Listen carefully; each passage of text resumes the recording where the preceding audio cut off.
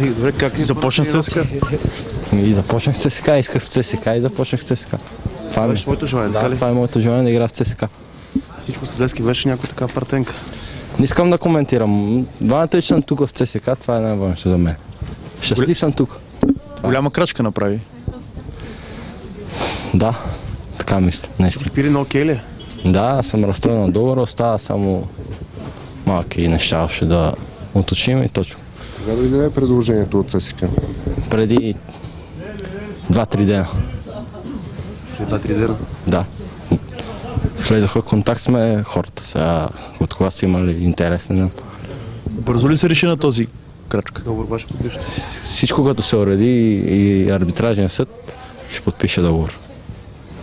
А има ли вариант нещо да се провали? Мисля, че няма. Надявам се да няма. Идваш като свободен играч, нали? Без пари? Да.